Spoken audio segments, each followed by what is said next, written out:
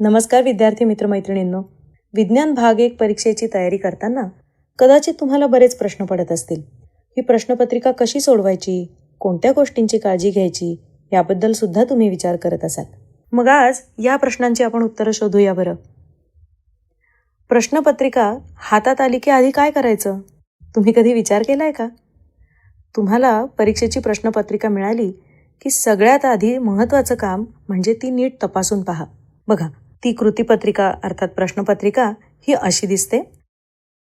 यात सगळी पानं आहेत का? कुठे काही चूक झाली नाहीये ना? हे नीट बघून घ्या. जर काहीही प्रॉब्लेम असेल तर लगेच पर्यवेक्षकांना सांगा आणि प्रश्नपत्रिका बदलून घ्या. प्रश्नपत्रिका जर ठीक आहे याची खात्री झाली की त्यावर मात्र लगेच तुमचा सीट नंबर लिहून घ्या. आता इथे काही सूचना आहेत, त्या वाचणं खूप महत्त्वाचं आहे. या सूचना तुम्हाला प्रश्न कसे सोडवायचे, किती वेळ द्यायचा, कोणते प्रश्न सोडवायचे हे सांगतात. आता आपण प्रश्नपत्रिकेतले नियम वाचूयात बरं. हे नियम म्हणजे जसं आपण खेळ खेळण्यापूर्वी नियम वाचतो ना, अगदी तसेच. बघा, पहिली सूचना काय सांगते तर सगळे प्रश्न सोडवायचे.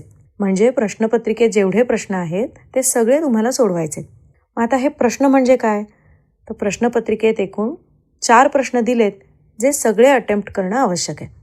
पण जिथे बहुपर्यायी प्रश्न असेल त्यातल्या प्रत्येक उपप्रश्नाला फक्त एकच उत्तर लिहायचं आहे. म्हणजे उदाहरणादाखल बघा, प्रश्न क्रमांक 3 मध्ये 8 उपप्रश्न आहेत, पण तुम्हाला यातले कोणतेही 5च सोडवायचे आहेत. म्हणजेच लक्षात आलं ना, सूचना नीट वाचली की समजेल कुठले कुठले प्रश्न सोडवायचे. दुसरी सूचना काय सांगते तर कॅल्क्युलेटरचा वापर करता येणार नाही. म्हणजेच गणिती प्रश्न सोडवताना कॅल्क्युलेटर वापरायचा नाही. तुम्ही स्वतःहून गणिती संकल्पनांचा वापर करून हे प्रश्न सोडवायचे. तिसरी सूचना आहे प्रश्नाच्या उजवीकडे दाखवलेल्या संख्या ह्या त्या प्रश्नाचे मार्क आहेत. चौथी सूचना आहे प्रत्येक बहुपर्यायी प्रश्नाच्या उत्तराचे मूल्यमापन हे केवळ प्रथम प्रयत्नातील पर्याय ग्राह्य धरूनच केले जाईल आणि त्यालाच मार्क दिले जातील. आणि म्हणून उदाहरणादाखल त्यांनी लिहिलंय प्रश्न क्रमांक 1 मधला हा उपप्रश्न. म्हणजे उदाहरणार्थ प्रश्नपत्रिकेत जो प्रश्न तुम्हाला दिसतोय जिथे तुम्हाला 4 पर्याय दिलेत आणि त्यापैकी एकच योग्य उत्तर तुम्हाला निवडायचंय, अशा वेळी हे प्रश्न आणि पर्याय नीट वाचून घ्या. तुम्हाला योग्य उत्तर नक्की सापडेल. 5वी सूचना बघा काय आहे तर आवश्यक तिथे शास्त्रीय आणि तांत्रिकदृष्ट्या योग्य नामनिर्देशित आकृत्या काढा. म्हणजे जर प्रश्नात आकृती काढण्यास सांगितलं असेल किंवा आकृतीची आवश्यकता असेल तर ती आकृती काढायची आहे. ती स्पष्ट आणि शास्त्रीय पद्धतीने काढायची आणि त्याला लेबल्स पण द्यायचे.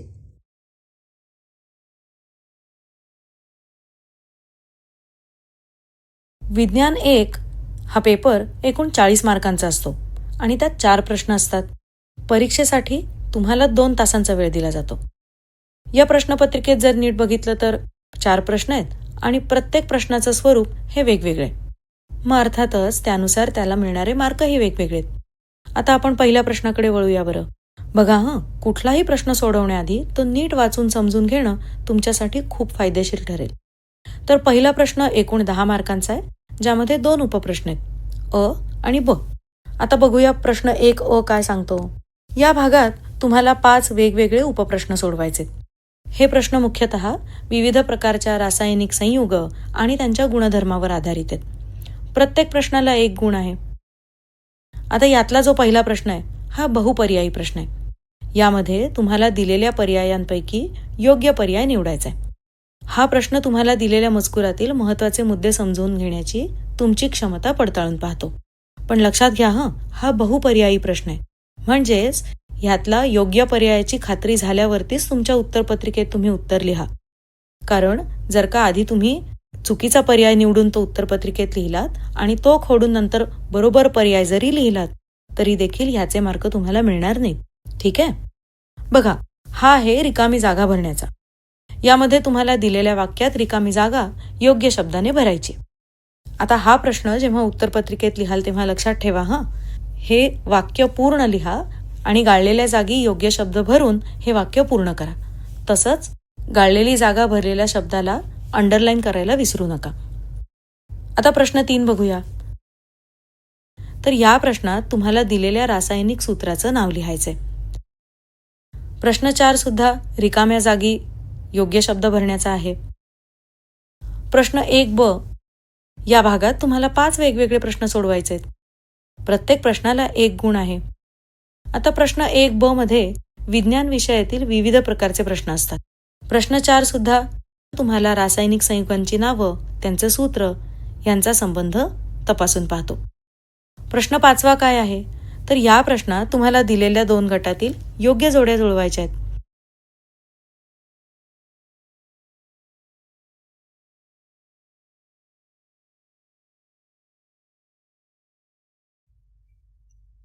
दुसरा प्रश्न आहे शास्त्रीय कारण लिहा आणि इथे 3 पैकी कोणतेही 2 तुम्ही सोडवणं अपेक्षित आहे. प्रत्येकी 2 गुण असलेल्या या प्रश्नात शास्त्रीय कारणाच्या योग्य स्पष्टीकरणाचे 2 महत्त्वाचे मुद्दे लिहिणं आवश्यक आहे. यात किमान 1 प्रश्न रसायनशास्त्रावरती तर 1 किमान भौतिकशास्त्रावरती आधारित असतो. प्रश्न 2 ब मध्ये प्रत्येकी 2 गुणांसाठी असणारे 5 उपप्रश्न विचारले जातात. त्यातील कोणतेही 3 तुम्ही सोडवणं अपेक्षित आहे. आता यात गणितीय उदाहरणं सोडवणं, नियम, व्याख्या किंवा तत्व हे उदाहरणासहित स्पष्ट करणं, टिपा लिहिणं, रासायनिक अभिक्रिया समीकरणांसह स्पष्ट करणं, ओघ तक्ता पूर्ण करणं, फरक स्पष्ट करणं अशा प्रश्नांची उत्तरं तुम्हाला लिहायची. त्यासाठी तुम्ही प्रत्येक प्रश्न काळजीपूर्वक वाचा. या प्रश्नाचं नक्की काय उत्तर अपेक्षित आहे हे समजून घ्या. ज्या प्रश्नाचं उत्तर तुम्हाला पूर्णपणे आठवतंय तेच प्रश्न सोडवण्याकडे तुमचा कल ठेवा. तसंच उत्तर लिहिताना उदाहरणं देऊन ते अधिक स्पष्ट करा. रासायनिक समीकरण संतुलित करताना प्रत्येक पदार्थाच्या अणूंची संख्या दोन्ही बाजूला समान असावी हे विसरू नका हं. तसंच रासायनिक समीकरण जेव्हा तुम्ही उत्तरपत्रिकेत लिहाल तेव्हा त्याला एक व्यवस्थित बॉर्डर राखून घ्या, जेणेकरून परीक्षकाला ते लगेच दिसेल.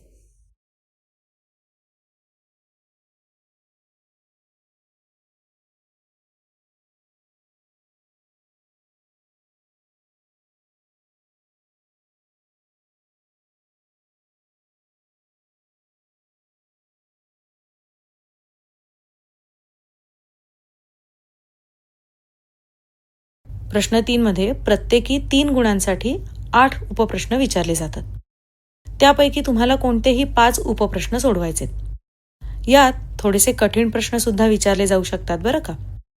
यात आकृती पूर्ण करून नामनिर्देशन करणं म्हणजेच आकृतीला व्यवस्थित नावं देणं, लेबल्स देणं, आकृती दुरुस्त करणं, आकृतीवर आधारित प्रश्न सोडवणं, नियम किंवा सिद्धांत स्पष्ट करून लिहिणं आणि दिलेल्या शब्दांनी गाळलेल्या जागा भरून परिच्छेद पूर्ण करणं अशा प्रकारच्या प्रश्न प्रकारांचा इथे समावेश असू शकतो.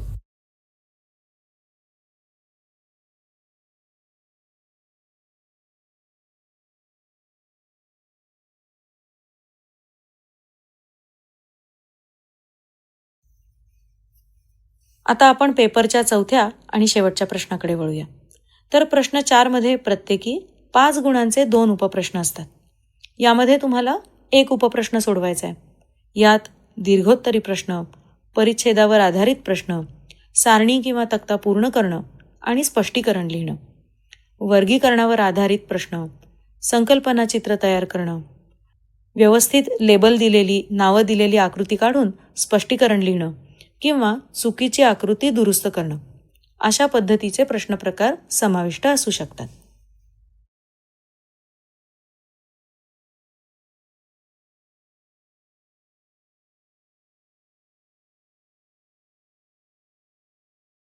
प्रश्नपत्रिकेचं स्वरूप कसं असतं हे आपण आता पाहिलं. तुम्ही ही उत्तरं नक्की कशा प्रकारे लिहिली पाहिजेत हे जाणून घेण्यासाठी आपण अजून एक नमुना प्रश्नपत्रिका नक्की कशा पद्धतीने सोडवली आहे ते पाहूया. प्रश्न सोडवण्याआधी तो नीट वाचून समजून घेणं हे तुमच्यासाठी खूप फायदेशीर ठरेल बरं का. आता बघूया. इथे आहे पहिला प्रश्न, तो एकूण 10 मार्कांचा आहे, ज्यामध्ये 2 उपप्रश्न आहेत, अ आणि ब. आता सगळ्यात आधी उत्तरपत्रिकेच्या दोन्ही बाजूला थोडी जागा सोडून मार्जिन काढा. त्यानंतर प्रश्नपत्रिकेतला प्रश्न क्रमांक 1 नीट वाचा. मग आता प्रश्न क्रमांक 1 अ हा बहुपर्यायी प्रश्नांचा आहे, म्हणजेच ह्याचं उत्तर लिहिताना तुम्ही फक्त पर्याय क्रमांक लिहिणं अपेक्षित आहे. प्रश्न क्रमांक 2 आणि 4 हे दिलेल्या पर्यायांपैकी योग्य पर्याय निवडून विधाने पूर्ण करा असं सांगितलंय. म्हणजेच आता इथे बघा, हे सोडवताना या उत्तरपत्रिकेत तुम्हाला दिसेल की या विद्यार्थ्यांनी संपूर्ण विधान लिहिलंय आणि त्यानंतर निवडलेला पर्याय हा गाळलेल्या जागेत लिहून त्याला व्यवस्थित अंडरलाईन म्हणजे अधोरेखित पण केलंय. अशीच पद्धत वापरून योग्य पद्धतीने सोडवले तर या प्रश्नाचे तुम्हाला पूर्ण मार्क मिळू शकतील. म्हणजेच प्रत्येक उपप्रश्न हा इथे 1 मार्काचा आहे. यात 2 गोष्टी खूप महत्त्वाच्या आहेत ज्या विसरू नका. ती म्हणजे संपूर्ण विधान लिहिणं आणि निवडलेल्या पर्यायाला अधोरेखित करणं. आता बहुपर्यायी प्रश्न सोडवण्यासाठीची एक प्रभावी पद्धत म्हणजे काय आहे तर निष्कासन पद्धत. आता बघा म्हणजे काय तर या पद्धतीत तुम्ही प्रश्न आणि त्याचे पर्याय नीट वाचल्यानंतर मनातल्या मनातच तुम्ही पहिल्यांदाच चुकीचे पर्याय काढून टाकता, जेणेकरून तुम्हाला योग्य पर्याय निवडणं सोपं होईल. ठीक आहे. आता बघा, प्रश्न क्रमांक 1 हा खालील प्रश्न सोडवा असा आहे. आता इथे तुम्हाला एक उत्तरपत्रिका दिसत असेल. तुम्हाला दिसतंय का की या विद्यार्थ्यांनी प्रश्न सोडवण्यासाठी बघा किती छान पद्धत वापरली. पहिल्या उपप्रश्नात त्यांनी प्रश्न लिहून त्याचं उत्तरसुद्धा अधोरेखित केलं. यामुळे परीक्षकांना लगेच समजतं की या विद्यार्थ्याला हा प्रश्न चांगला समजलाय. दुसऱ्या प्रश्नात या विद्यार्थ्यांनी बघा फक्त उत्तरच नाही तर त्यामागचं कारण सुद्धा एकाच वाक्यात सांगितलंय. यामुळे त्याच्या उत्तराला अधिक बळ मिळतं. तिसऱ्या प्रश्नाचं उत्तर देण्यासाठी बघा त्यांनी एक सुंदर तक्ता तयार केलाय. यामुळे उत्तर व्यवस्थित आणि सुटसुटीत दिसतं. चौथ्या प्रश्नात बघा त्याने दिलेलं विधान लिहून त्याच्या मागे खरं किंवा खोटं असं सुद्धा लिहिलंय. हे पाहून परीक्षकांना नक्की समजेल की या विद्यार्थ्याला या प्रश्नाचं उत्तर छान माहिती आहे. सर्वसाधारणपणे या विद्यार्थ्यांनी बघा आपली सगळी उत्तरं ही खूप नीट आणि व्यवस्थित लिहिलेली आहेत. प्रत्येक प्रश्नाला एक वेगळी ओळ दिली आहे आणि त्याच्या लेखनात तशी फारशी कुठेही खाडाखोड किंवा चूक दिसत नाहीये. त्यामुळे त्याचा हा पेपर खूप सुंदर आणि आकर्षक दिसतोय. जर तुम्ही सुद्धा तुमची उत्तरं अशाच प्रकारे लिहिलीत तर तुम्हाला या प्रश्नाचे पूर्ण मार्क्स मिळण्याची शक्यता नक्कीच जास्त आहे.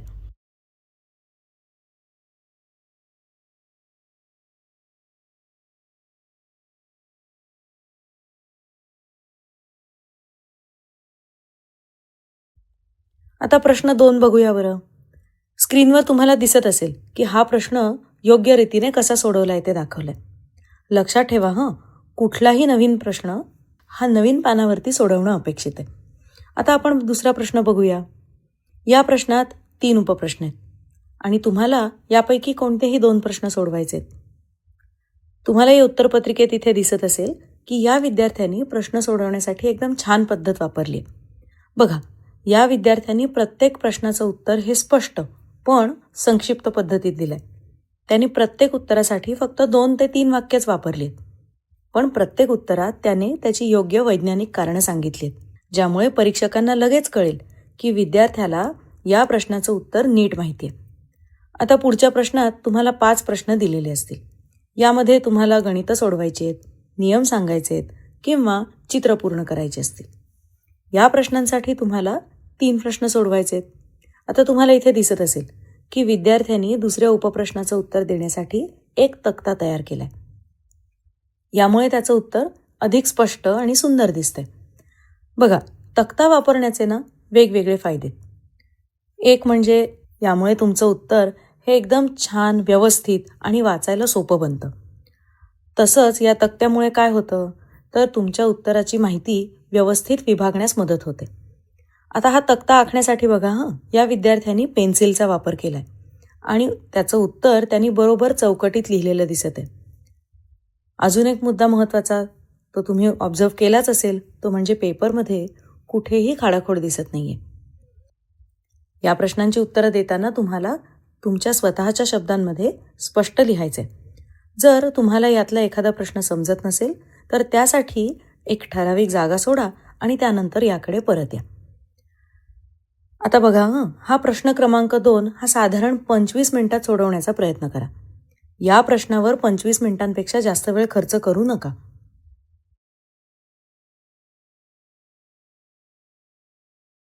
आता आपण तिसरा प्रश्न बघूया. प्रश्न क्रमांक 3 मध्ये बघा 8 उपप्रश्न दिलेले आहेत आणि ज्यापैकी कोणतेही 5 तुम्हाला सोडवायचे. या प्रश्नासाठी 40 मिनिटांपेक्षा जास्त वेळ खर्च करू नका. आता बघूया हा प्रश्न क्रमांक 3 या विद्यार्थ्याने कशा पद्धतीने सोडवला आहे? तर बघा पहिले प्रश्न सोडवताना या विद्यार्थ्याने गणितीय प्रश्नात योग्य सूत्राचा वापर आणि मोजणीचं एकक म्हणजेच युनिट हे अगदी बरोबर लिहिलंय. विशेष म्हणजे या विद्यार्थ्याने हा प्रश्न पायरी पायरीने सोडवलाय. त्यामुळे परीक्षकांना समजण्यासाठी हे सोपं झालं. पुढच्या प्रश्नात बघा इथे 3 उपप्रश्न आहेत, जे या विद्यार्थ्याने अगदी योग्य आकडे लिहून प्रत्येक उत्तरानंतर बघा याच्यात एक एक ओळ पण सोडलेली आहे. यामुळे परीक्षकांना ह्याचं उत्तर छान स्पष्टपणे दिसणार आहे. या विद्यार्थ्यांनी सर्व ठिकाणी योग्य मॅट्रिक्स पण वापरलेत, ज्यामुळे या उत्तराची गुणवत्ता वाढणार आहे.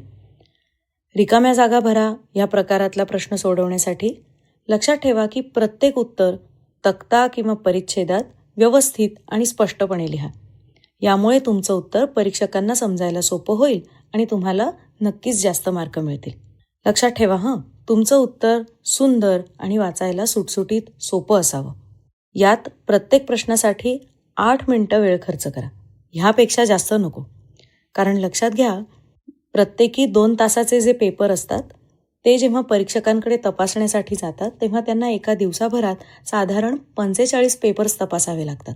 म्हणजेच ते एका पेपरवरती जास्तीत जास्त 10 मिनिटांचा वेळ खर्च करू शकतात. मग लक्षात आलं ना की आपली उत्तरपत्रिका जर व्यवस्थित, प्रत्येक उत्तर सुटसुटीत, जिथे गरज आहे तिथे अधोरेखित केलेलं असेल तर परीक्षकांना तुमची ही उत्तरपत्रिका कमी वेळात योग्य पद्धतीने तपासणं शक्य होईल.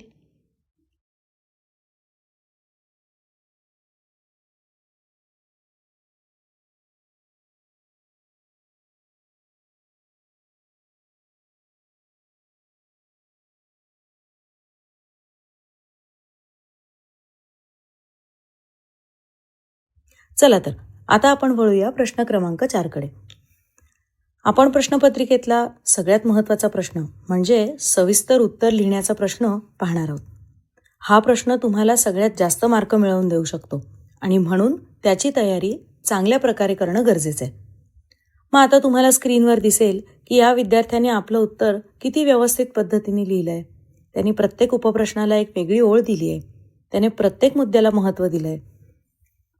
याच पद्धतीने तुम्ही तुमचं उत्तरसुद्धा स्पष्ट, संक्षिप्त आणि मुद्देसूद लिहा. प्रत्येक उपप्रश्नाला वेगळी ओळ द्या. शक्यतो एका ओळीमध्ये 5 ते 6 शब्दच लिहा. आणि इथे ह्या विद्यार्थ्याने जसं सुंदर पद्धतीने त्याचं उत्तर लिहिलंय तशाच पद्धतीने तुम्ही तुमचं उत्तरसुद्धा लिहू शकता. या सगळ्या गोष्टींची तुम्ही जर नीट काळजी घेतलीत तर तुम्ही सविस्तर उत्तरं सोडवण्याचा प्रश्न हा सहज सोडवू शकता.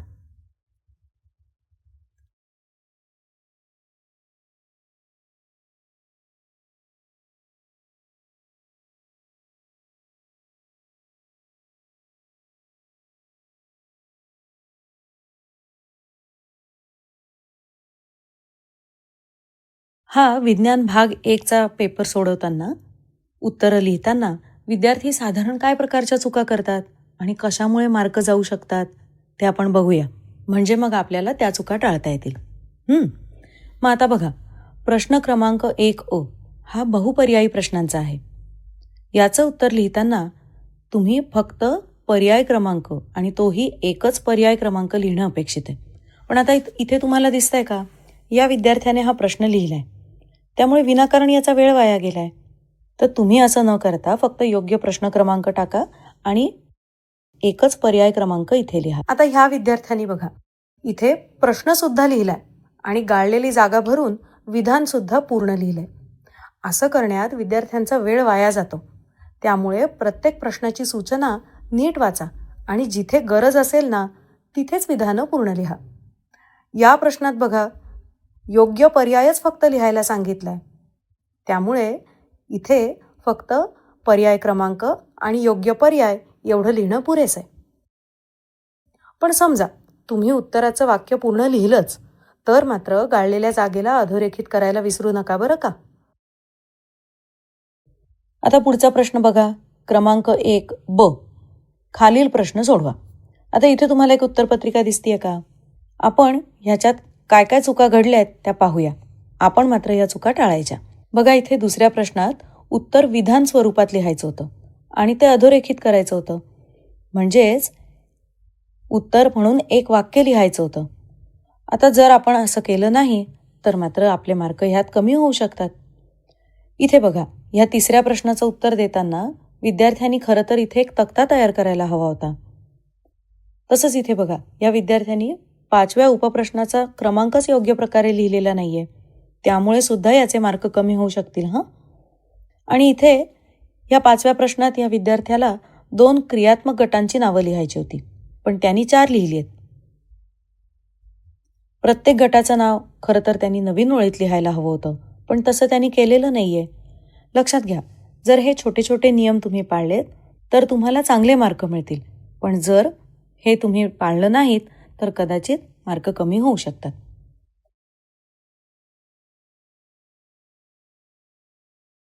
आता प्रश्न क्रमांक 2 मध्ये इथे तुम्हाला स्क्रीनवर दिसतंय का की या विद्यार्थ्यांनी शास्त्रीय कारणं द्या. या प्रश्नामध्ये साधारणतः काय काय चुका घडतात, तर या विद्यार्थिनींनी जसं लिहिलंय तसं बरेच जण या प्रश्नांचं उत्तर हे निबंधासारखं लिहितात. पण खरं तर ह्या प्रश्नाचं उत्तर हे मुद्देसूद असावं आणि म्हणून गरज पडेल तिथे बुलेट पॉईंट्सचा वापर केला जावा. आता उदाहरणार्थ इथे तुम्हाला स्क्रीनवर दिसेल की या विद्यार्थ्यांनी प्रश्नाचं उत्तर देताना सगळे मुद्दे एकाच ओळीत लिहिलेत आणि त्यामुळे परीक्षकांना त्यांनी लिहिलेले योग्य मुद्दे इथे कळणारच नाहीयेत. मग आपण काय करायचं, तर शास्त्रीय कारणं द्या अशा प्रकारच्या प्रश्नांची उत्तरं देताना प्रत्येक कारण हे नवीन ओळीत लिहायचं. तुमचं उत्तर स्पष्ट आणि संक्षिप्त ठेवा, ज्यामुळे परीक्षकांना तुमचं उत्तर समजून घ्यायला सोपं जाईल आणि नक्की तुम्हाला चांगले मार्क मिळतील.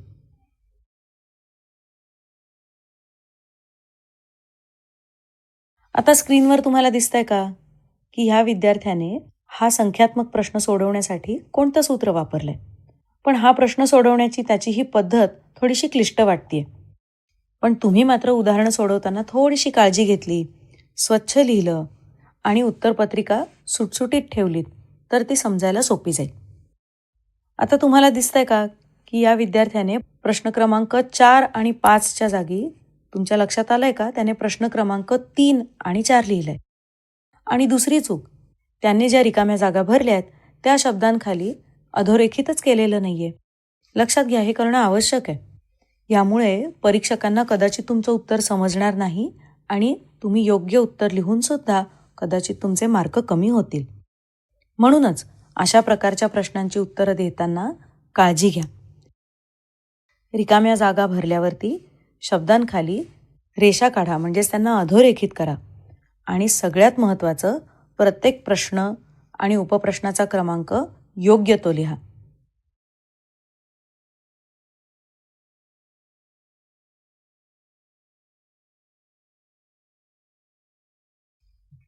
चला आता आपण वळूया प्रश्न क्रमांक 4 कडे. हा प्रश्न तुम्हाला सगळ्यात जास्त मार्क मिळवून देऊ शकतो हं. तुम्हाला स्क्रीनवर दिसतंय का, बऱ्याचदा विद्यार्थी ह्या सुद्धा प्रश्नांची उत्तरं ही निबंधासारखी लिहितात. पण योग्य पद्धत काय आहे की प्रत्येक उपप्रश्नासाठी साधारण 5 ते 8 मुद्दे लिहा. प्रत्येक मुद्दा हा नवीन ओळीत लिहा आणि शब्दांमध्ये योग्य अंतर ठेवा. उत्तरातले महत्त्वाचे मुद्दे अधोरेखित करा. असं केल्याने बघा तुमचं उत्तर स्पष्ट आणि सुंदर दिसतं. अजून एक छोटीशी टिप सांगते बरं का. कुठल्याही प्रश्नाची उत्तरं लिहिताना फक्त उत्तरच लिहा हं. प्रश्न आणि उपप्रश्नांचा क्रमांक लिहा. त्यासाठी त्या प्रश्न किंवा उपप्रश्नाचा संपूर्ण मजकूर लिहिण्याची काहीच गरज नाही. असं केल्याने तुम्हाला तुमचं उत्तरपत्रिकेचा वेळ वाचवता येतो. जर तुम्ही तुमची उत्तरं व्यवस्थित लिहाल तर तुम्हाला ह्या प्रश्नांमध्ये छान मार्क मिळतील. म्हणजेच लक्षात घ्या, उत्तर स्वच्छ लिहा, वेळोवेळी तपासून घ्या आणि उत्तरपत्रिका सबमिट करायच्या आधी सगळ्यात शेवटी कृतीपत्रिकेतले सगळे प्रश्न तुम्ही सोडवलेत ना ह्याची तपासणी करा, खात्री करा आणि मगच तुमची उत्तरपत्रिका सबमिट करा.